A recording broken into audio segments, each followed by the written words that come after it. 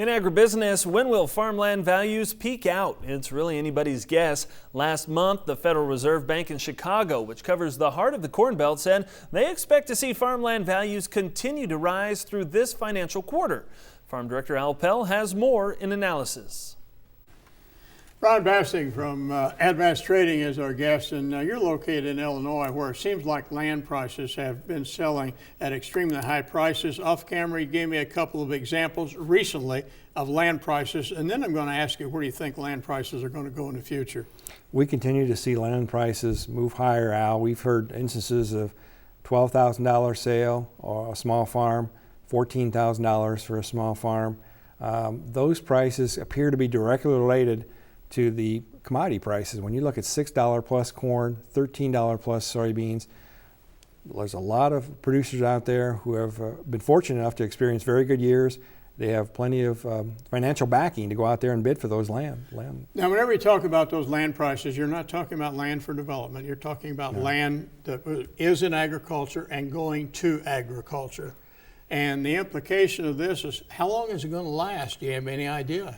That's a great point. You do make a very important point to begin with. It is for commercial. It is for agricultural production. It's not for commercial use, these prices. The answer to the second question is much tougher. I would say that it's going to be closely related to two things. Number one, commodity prices. Yeah. How long price of corn and beans stays high. Interest rates is another big deal too there. So as long as interest rates stay low, commodity prices stay high, I think land prices will stay firm. I think they're going to stay firm at this point in time. And you also told me, we were talking once again off camera about commodity prices, and you said, what happens when their prices get too high? You said the cure for high prices is?